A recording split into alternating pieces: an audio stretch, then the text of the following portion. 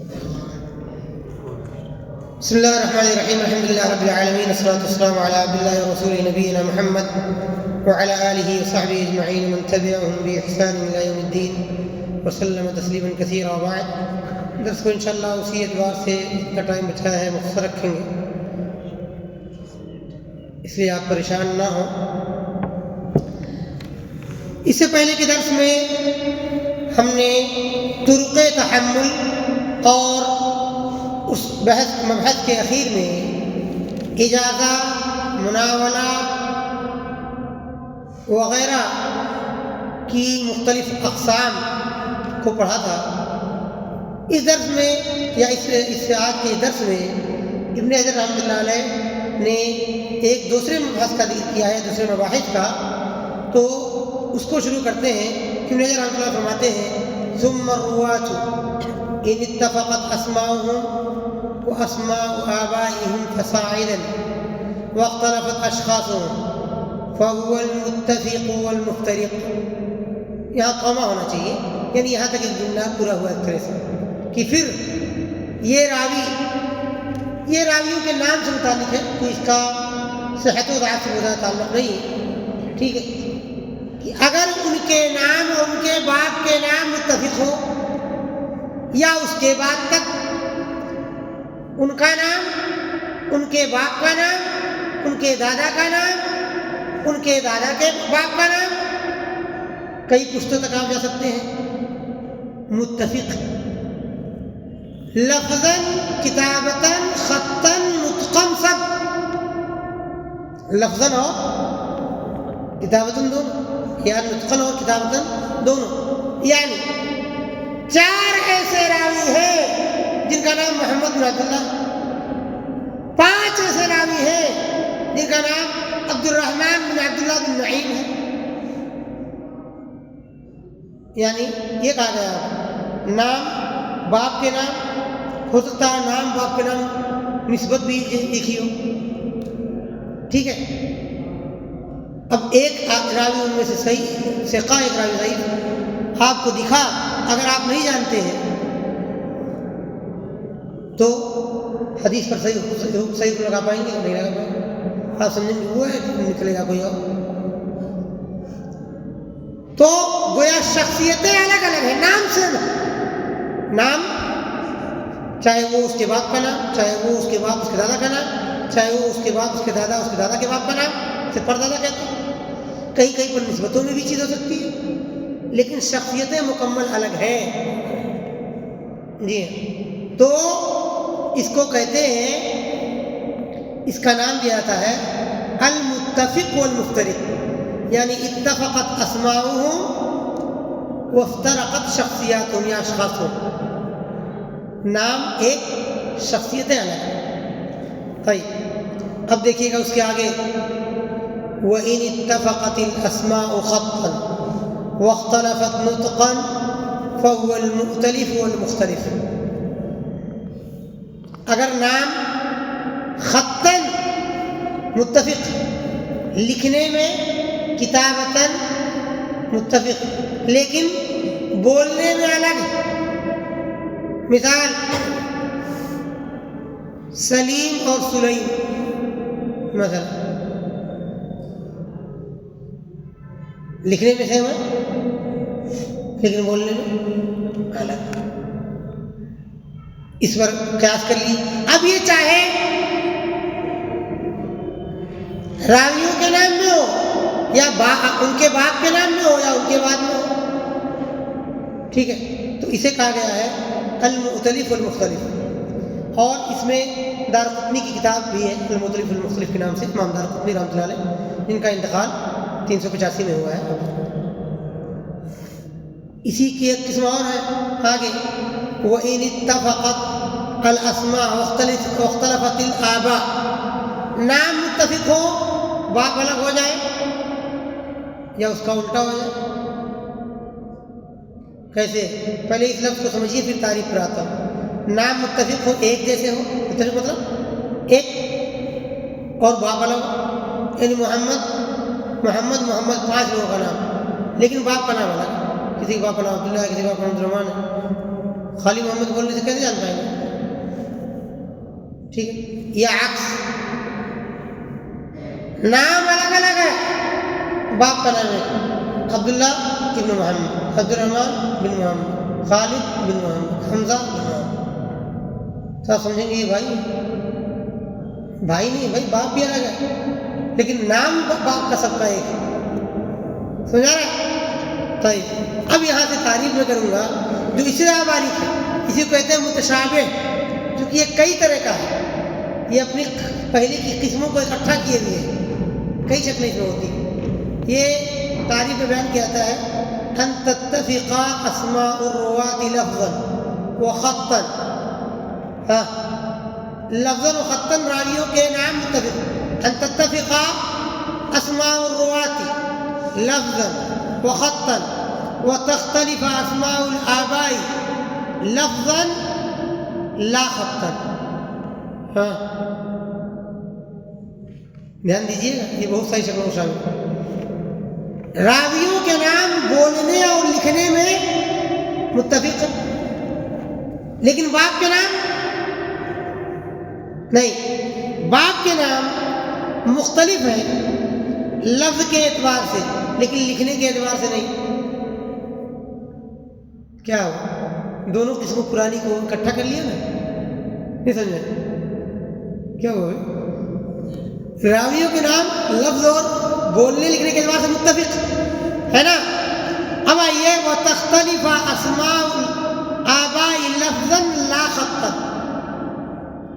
تختلف اسماء الآباء لفظا، لفظی اعتبار سے بولنے کے اعتبار سے الگ ہے لیکن لکھنے کے اعتبار سے الگ، مختلف نہیں ہو رہے ہیں. جسے ابھی مثال دیا تھا آپ کو سلیم اور سلیم کی. تو اب یعنی دونوں ناموں میں کوئی نہ کوئی شکل پائی جا رہی ہے، راویوں کے ناموں میں اور ادھر باپ کے ناموں، یا اسی کو الٹ دیجیے. کتنی شکلیں ہوں گی؟ راویوں کے نام مثلا محمد، ٹھیک ہے، لفظاً و خطاً ایک، یہی نا مثال دیا. لیکن باپ کے نام نہ کہا الگ ہے نہ کہا سیم ہے، بلکہ کیا ہے؟ لفظ میں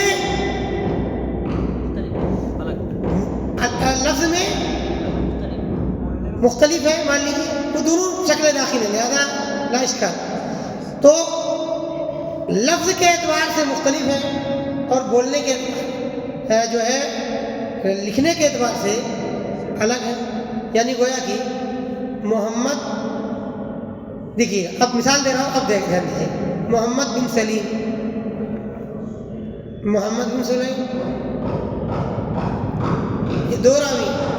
تو نام تو ایک ہو گیا راویوں کا، لیکن باپ کے نام ایک حساب سے الگ ہے، ایک حساب سے سیم ہے. اب اس کو الٹ دیجیے. کیسے؟ سلیم بن محمد، سلیم بن محمد، ٹھیک ہے. یہ چیز ہو گئی.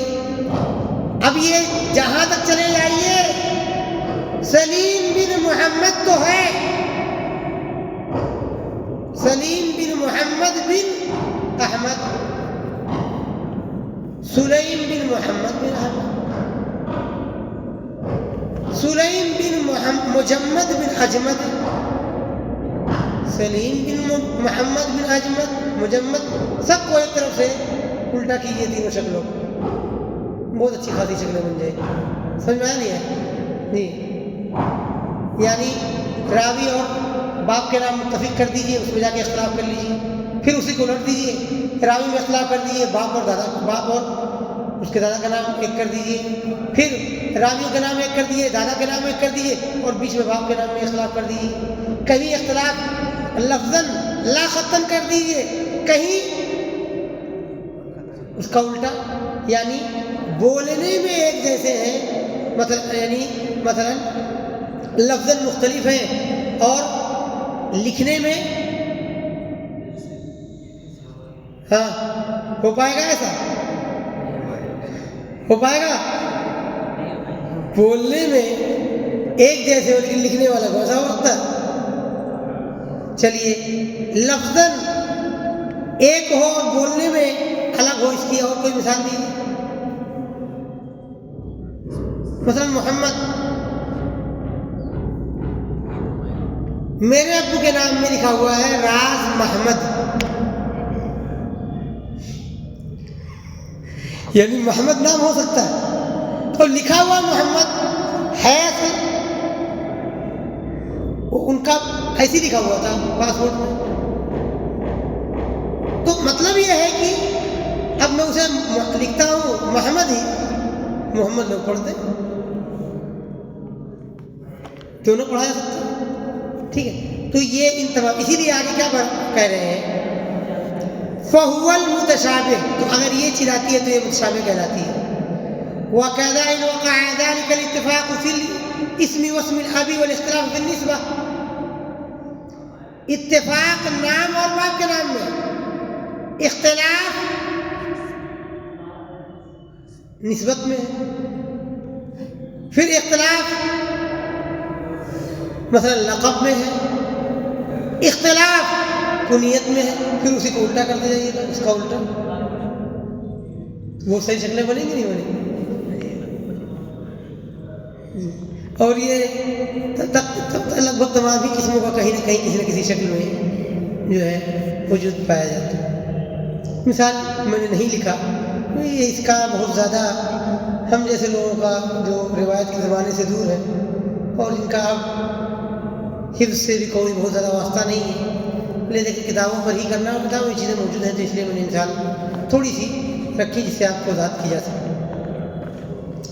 وَيَتَرَكَّبُ مِنْهُ وَمِمَّا قَبْلَهُ أَنْوَاعٌ، کرے اس سے سب سے قریب یعنی متشابہ، اور اس سے پہلے یعنی المختلف والمختلف والمتفق والمفترق، ان سے کئی قسمیں وجود میں آتی ہیں، بن جاتی ہیں. یترکب یعنی بن جاتی ہیں. کیا؟ وہی جو میں نے اس سے پہلے وضاحت کی ہے، منها ان يحصل الاتفاق او الاشتباه الا بحرف وحرفين. کہہ رہے ہیں اشتباہ، ٹھیک ہے، اشتباہ کسے کہا گیا؟ یہی جو نیچے آخری قسم ہے کہ اتفاق یا اشتباہ، ٹھیک ہے، پورے لفظ میں ہو سوائے اس کے ایک حرف میں، یعنی جس میں ایسا نہ ہو، دو حرف میں نہ ہو. اس کو آپ بڑھاتے جائیے، زیادہ لفظوں میں جا کر کے زیادہ حرف میں مشکل ہو جائے گا، لیکن ایک دو لفظ میں ممکن ہو جاتا ہے. حبان، حیان، خیاط، حبات، ٹھیک ہے نا، یہ بہت سارے الفاظ ہیں. راویوں میں ایک کا نام اجمت بھی ہے، اور جب پڑھتے تو یار اجمت نہیں ہوگا، احمد ہوگا. اجمت کیا نام؟ جامد نام وہی ہے بھائی. تو جاننا، اس کی جانکاری بہت عام، جانیں گے تو آپ کہیں گے ہاں ہو سکتا ہے احمد وہ ڈھونڈا جائے، دیکھا جائے.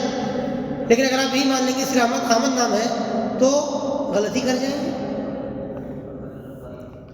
او بالتقدیم والتاخیر او نحو ذلک، تقدیم و تاخیر سے بھی ہو سکتی ہے. 5 راوی ہیں، 3 کا نام محمد بن ابراہیم ہے، 2 کا نام ابراہیم بن محمد. ابھی جتنا ہی آگے بڑھائیں گے مشکل بڑھتی جائے گی. 3 ناموں جا کے کریں گے تو مشکل اور بڑھے گی، نسبت بھی کر لیں گے تو اور بڑھ جائے گی. اور یہ ساری شکلیں حدیث کی راوی میں موجود ہیں جی. تو اور یہ آپ کے یہاں بھی ہے، آپ کی کلاسز میں ایسے نام ہیں جو جی قریب ہیں، کافی متشابہ ہوتے ہیں.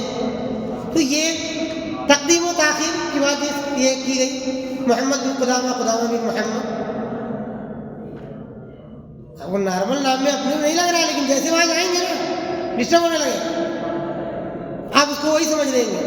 آپ کو ایک نام معلوم ہے محمد بن قدامہ، اور جو قدامہ بن محمد آیا تو آپ کو غور کیے، بہت جو ہے زیادہ غور کرنے ہے. اس سے پہلے دماغ میں آئے کہ جب وہی نام تو ہے، آپ بس دھیان رہیں گے کہ وہاں محمد بن قدامہ تھا یا قدامہ بن محمد. بلکہ ہو سکتا ہے آپ ڈسٹرب ہو جائے کہ بھائی پورا جو نام تھا وہ بھی شاید جو ہے قدامہ بن محمد ہی ہے، جبکہ آپ کو ریئل میں ویسا الٹا ہے. تو یہ جو ہے ان کی معرفت بہت عام ہو جاتی ہے حدیث کی دنیا میں جی. اور اسی لیے علماء خلط کے شکار ہو جاتے ہیں. 10 منٹ اور قریب ہو جائیے تاکہ ختم کرنے میں آسانی ہو. خاتمہ ماشاء اللہ. ہاں یہ چیز آپ کو خوشی دے گی کہ خاتمہ ہم پڑھ رہے ہیں. حالانکہ خاتمے کے بعد بھی ایک صفحہ اور ہے، لیکن پھر بھی خاتمے میں کچھ اور زیادہ چیزیں نہیں ہیں. یہ ان باتوں کی طرف اشارہ ہے. وَمِنَ الْمُهِمِّ مَعْرِفَةُ طَبَقَاتِ الرُّوَاةِ وَمَوَالِدِهِمْ. کہہ رہے ہیں اہم چیزوں میں سے، یعنی اس فن میں راویوں کے طبقات کی معرفت، ان کی تواریخ پیدائش یا ان کی پیدائش کی تواریخ کی معرفت، ان کے وفیات کی معرفت یعنی وفات کی تاریخ کی معرفت، ان کے شہروں اور ملکوں کی معرفت، اور ان کے احوال کی معرفت، ان کے حالات کی معرفت، جرح اور تعدیل، ثقہ قرار دینے، مجروح قرار دینے اور مجہول ہونے وغیرہ کے ناحیے سے ان چیزوں کی معرفت اہم ہے. ٹھیک ہے، جہالت کے اعتبار سے، تعدیل کے اعتبار سے، تجریح کے اعتبار سے راویوں کے طبقات، ان کی پیدائش کی تواریخ، وفات کی تاریخ یا تواریخ، ان کے شہروں اور ملکوں کی معرفت اور ان کے احوال کی معرفت اس فن کی اہم چیزوں میں سے ہے. کیوں؟ بات وہی آئی اور میں نے اس سے پہلے مثال دیا تھا آپ کو. یہ بہت ساری شکلیں ہیں.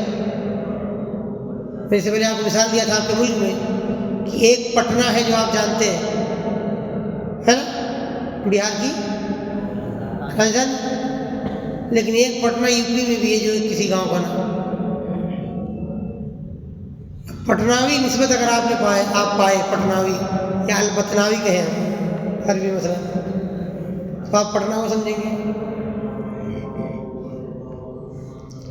یا ہمارے ہندوستان میں کچھ لوگوں نے چیوٹیہوا کے رہنے والے تھے تو النملی نسبت کر لیا. چیوٹی کو نمل کہتے تو النملی ہو گئے. اور عربوں میں اگر کوئی اصل خاندان ہے نمل کہیں گے بھائی ہندوستان میں وہاں والے خاندان کے لوگ، چاہے ہو سکتا ہے کبھی کسی زمانے میں سفر ہجرت کروائے ہو جبکہ اس کا اسے کوئی تعلق. تو ان چیزوں کی معرفت بھی راوی کا فرض کر لیجئے کہ دو راوی ہیں، محمد بن ابراہیم المکی اور محمد بن ابراہیم الکوفی. محمد بن ابراہیم الکوفی ضعیف ہے اور محمد بن ابراہیم المکی یا المدنی ثقہ ہے. ٹھیک ہے، اب اگر آپ کوفی اور مدنی نہیں لکھا ہوا تو کیا کریں گے؟ آپ کو جاننا ہوگا، اس نسبت کے ذریعے فرق کریں گے آپ. تو اس لیے یہ چیز اہم ہو جاتی ہے، جرح و تعدیل جہالت بنائی. اب مان لیجیے آپ جانتے ہیں محمد بن ابراہیم المکی ایک آدمی ہے مشہور راوی، پڑھتے ہوئے فرض کہہ رہا ہوں، ہاں، یعنی مان لیجیے آپ سے کوئی کہے سفیان بن مسروق بن سعید الثوری الکوفی. اب اگر آپ نے کہیں لکھا ہوا دیکھا سفیان بن سعید البصری، یہ کیسے ہو سکتا ہے؟ ہم تو کوفی ہی جانتے ہیں. ہاں، اب اگر آپ کو معلوم ہے ان کے بلدان کی باتیں، کہاں کے رہنے والے تھے. اب یہ بلدان میں کئی باتیں آتی، کہاں کے رہنے والے تھے، کہاں تعلیم حاصل کرنے گئے، کہاں سے گزر کے گئے، کن شہروں میں آئے اور چلے گئے، ان سب کا تعلق ہے بلدان سے. جی آگے آئے تو اب آپ نے جب کھنگالا تو دیکھا ہے سفیان بن سعید، یہ مثال بناوٹی ہے، سفیان بن سعید تو بصرہ بھی ایک بار آئے. ہاں، تو آپ کہتے اگر یہ بات نہ جانتے تو آپ کیا کرتے؟ سر ضعیف قرار دیتے، کہتے سفیان بن سعید البصری ایسے راوی کو ڈھونڈا پائے نہیں، ضعیف پا ہی نہیں رہے، اس زندگی کے بارے میں زیادہ کچھ ہے ہی نہیں. لم اقف علیہ، اس کی زندگی اس کے سامنے انہیں پایا ہی نہیں. تو نتیجہ کیا کریں گے آپ حدیث کے بارے میں؟ آپ کہیں گے لم اقف علیہ، نتیجہ کے طور پر اس روایت کو ضعیف قرار دیں گے یا اس پر حکم لگانے کے بارے میں توقف کریں گے. عمل کے اعتبار سے نتیجہ ضعیف کا ہو جائے گا کہ اس پر عمل نہیں کیا جائے گا. لیکن اگر آپ ڈھونڈتے ہوئے یہ جانتے مثلا کہ سفیان بن سعید یہ بصرہ بھی کبھی آئے ہیں تو تو آپ اس راوی کو مجہول نہیں سمجھیں گے. یہ بہت ساری چیزیں ہیں. طيب ومراتب الجرح، جرح کے مراتب بہت سارے ہیں. یا یوں کہہ لیجیے، میرا خیال ہے اس کو اس طرح جاننا چاہیے، ومراتب الجرح یعنی ومن المهم معرفة مراتب الجرح. اور اس باب میں، اس علم میں کی اہم چیزوں میں سے کیا ہے کہ جرح کے مراتب کو جانا جائے. وَأَسْوَأُهَا الْوَصْفُ يَفْعَلُ، اور ان میں سب سے بدتر درجہ جرح کا کیا ہے؟ جہاں افعال التفضیل کے ذریعے موصوف کیا جائے، جیسے اکذب الناس، سب سے جھوٹا. افعال سے کوئی. اچھا، اس کے بعد پھر اس سے کم تر درجے میں دجال، وضاع یا کذاب، یہ تینوں لگ بھگ قریب استعمال کیے جاتے ہیں اور یہ الفاظ استعمال. ٹھیک ہے، اور بھی بہت سارے الفاظ ہیں انہوں نے شامل کیا ہے اس کے جو ہے ایک تصور، موٹی موٹی باتیں ایک متن میں دینے کی کوشش کی ہیں. ورنہ یضع، یکذب، یختلق، اس طرح عدو اللہ، اللہ کا دشمن، بہت کچھ ہے. یہ بہت لمبی چوڑی دنیا ہے جرح اور توثیق کے اندر استعمال کیے گئے الفاظ. وَأَسْأَلُهَا، ایک طرح سے ایک خاکہ دینے کی کوشش کی ہے. ٹھیک ہے، تصور دینے کی کوشش کی ہے. ان میں جرح کے سب سے آسان یا ہلکا لفظ کیا ہے جرح کا؟ سب سے برا اور گھٹیا لفظ کیا تھا کہ افعال تفضیل استعمال کیا جائے؟ اکذب الناس. اور یہاں کہا گیا سب سے اسہل، سب سے آسان ہلکا لفظ کیا ہے؟ لین، ہلکے درجے کا، کمزور. سیء الحفظ، فیہ مقال، فیہ کلام وغیرہ، یعنی بہت ہلکی ضعف کو یہ آپ کے سامنے لاتا ہے. لہذا اگر ایسا کوئی راوی ہے اور اس کی مطابقت مل جائے تو روایت اٹھ کر کے حسن ہو جائے گی عام حالات میں. ومراتب التعدیل، اسی کا الٹا کر دی. تعدیل کے مراتب یہ بھی بہت زیادہ ہے، بہت سارے ہیں. باقاعدہ علماء کرام نے ان کے الفاظ جرح و تعدیل میں بہت سارے ائمہ کرام کے اور ان کے مراتب کو باقاعدہ ذکر کیا ہے رواة سے متعلق کتابوں میں، خاص طور سے جو بعد کے ہم عصر لوگوں کی کتابیں جو ہیں. ایک کتاب ہے عبدالعزیز عبداللطیف کی، ضوابط الجرح والتعدیل، اور انٹرنیٹ پر موجود ہے. بہت بہترین کتابوں میں سے، تفصیلی کتابوں میں سے، اس باب کی اچھی کتابوں میں سے ہے. آپ اس میں باقاعدہ آخر کتاب میں وہ پائیں گے فہرست، جس میں امام ذہبی کے ہاں جرح کے الفاظ، تعدیل کے الفاظ، فلاں کے ہاں جرح کے الفاظ، ان کے مراتب باقاعدہ علماء کے مراتب بنا دیے ہیں، اور ان کے اعتبار سے ان کے لفظوں کو ان مراتب میں لا کر کے سیٹ کیا ہے کہ کس طرح سے ایک طرح مطلب سمجھنے کے لیے ان کے الفاظ میں مراتب کی تقسیم ہو سکے. میں جو ہے 5 سے آگے انشاءاللہ نہیں پڑھوں گا. تو کہہ رہے ہیں سب سے ان میں تعدیل کے الفاظ میں سب سے زیادہ بلند مرتبہ کے الفاظ کیا ہے؟ افعال التفضیل سے موصوف کرنا. ٹھیک ہے، بلند درجہ کیا ہے ان میں؟ جیسے اوثق الناس، اصدق الناس ہو سکتا ہے مثلا. ثم ما تأکد بصفہ، پھر کہہ رہے ہیں جو ایک صفت یا دو صفت سے جس کی تاکید بیان کی گئی ہو، جس سے تاکید کو ظاہر کیا گیا ہو، یا جو ایک یا دو صفت سے کے ظاہری لفظ سے یعنی متأکد ہو، اس کا فعل لازم کر کے ترجمہ کریں گے. جیسے ثقۃ ثقہ، ایک بار ثقہ کہا ثقہ، 2 مرتبہ ثقہ کہا تو ثقۃ حافظ، ثقۃ حجہ، ثقۃ صدوق مامون، ثقۃ ثقۃ ثقۃ. ایسا بھی ایک امام ہے جنہوں نے سانس ٹوٹنے تک ثقہ بولتے رہے 9 بار ایک راوی کے بارے میں، ثقۃ ثقۃ ثقۃ. بہرحال یہ اپنے ہاں ثقۃ ثبت حجہ، ثقۃ فقیہ، ثقۃ فقیہ امام.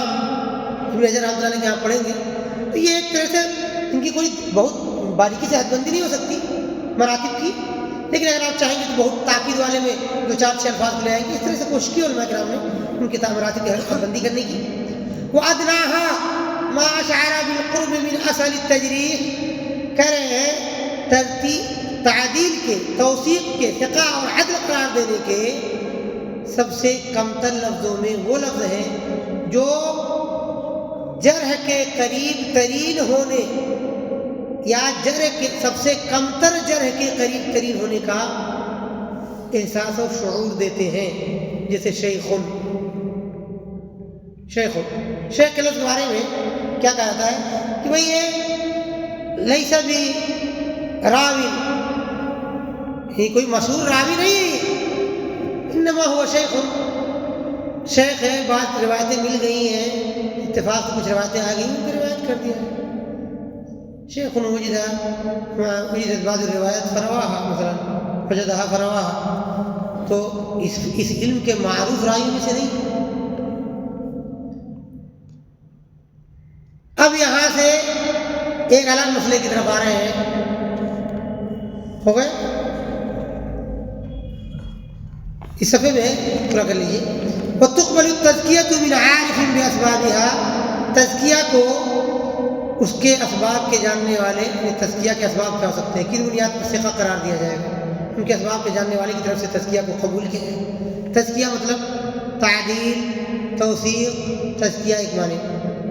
ٹھیک ہے. وَلَوْ مِنْ وَاحِدٍ الْأَصَحِّ، اگرچہ ایک ہی راوی کیوں نہ ہو، صحیح قول کو، ایک ہی امام کیوں نہ ہو، صحیح قول کو، یعنی اگر امام تعدیل توثیق کے اسباب کو صحیح انداز میں جانتا ہے تو چاہے ایک ہی کیوں نہ ہو، ایک ہی آدمی نے، ایک ہی عالم نے کسی راوی کو ثقہ قرار دیا ہو تو ایک کی بات کو بھی صحیح قول کے مطابق قبول کیا جائے گا اگر وہ توثیق کے اور تعدیل کے اسباب کو جانتا ہو کہ کن بنیادوں پر ثقہ قرار دیا جاتا ہے. آپ بتا ٹائم لگے، پریشان نہ ہو بس. والجرح مقدم على التعديل ان صدر مبينا من عارف باسبابه، کرے جرح مقدم ہوگا تعدیل پر، جرح کو تعدیل پر مقدم کیا جائے گا اگر جرح کو جاننے والے یا جرح کے اسباب کو جاننے والے کی طرف سے واضح طور پر صادر ہو. یعنی ایک راوی ہے جس کے بارے میں جرح بھی موجود ہے، تعدیل بھی موجود ہے، اگر جرح کرنے والا آدمی جرح کے اسباب کو جانتا ہے اور اس کا یہ جرح مفسر ہے، مبین، کس وجہ سے جرح کیا ہے تو پھر ایسی صورت میں صحیح قول کے مطابق جرح کو مقدم کیا جائے گا تعدیل پر. واضح تفصیل اس میں ہے. ظاہر بات ہے کوئی قاعدہ کلیہ نہیں ہو سکتا، ہر راوی کا اپنا الگ ذوق ہوگا، لیکن عام طور سے سمجھنے کے لیے کہ جرح اگر مفسر ہے، اس کے اسباب بیان کیا گیا، فلاں سبب سے میں نے یہ بات کہی، ایسا کیا کرتا تھا اس لیے میں نے بات کہی، اس لیے مسلمان کی بات ہے. تو اگر جرح کے اسباب کو جانتا ہے وہ عالم تو اس کے حقیقی اور مؤثر اسباب کیا ہیں، اور جرح کو واضح کر کے، جرح کی تفسیر کر کے، جرح کے سبب کو ذکر کر کے جرح کر رہا ہے تو جرح کو تعدیل پر مقدم کیا جائے گا اگر اسی راوی کے بارے میں جرح و تعدیل دونوں ہو. فَإِنْ خَلَعَ عَنِ التَّعْدِيلِ قُبِلَ مُجْمَلًا عَلَى الْمُخْتَارِ. چلیے ایک آدمی پر جرح ہے لیکن اس کے بارے میں تعدیل ہے ہی نہیں، تو کہہ رہے ہیں کہ مجمل طور سے صحیح قول کے مطابق اسے جرح کو قبول کیا جائے. مجمل کا مطلب چاہے جرح مفسر ہو چاہے جرح غیر مفسر ہو، اگر تعدیل سے راوی خالی ہے تو پھر جرح کو قبول، تعدیل ہے ہی نہیں، پھر جرح ہی ہے تو جرح کو قبول کیا جائے گا صحیح قول کے مطابق. لیکن اگر جرح و تعدیل دونوں ہو تو اوپر جو بات کہی گئی نکتفی بہذا القدر، اسی پر اتفاق کریں گے.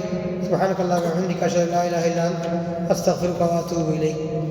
3 منٹ میں نے زیادہ لے لیا، معذرت چاہتا ہوں.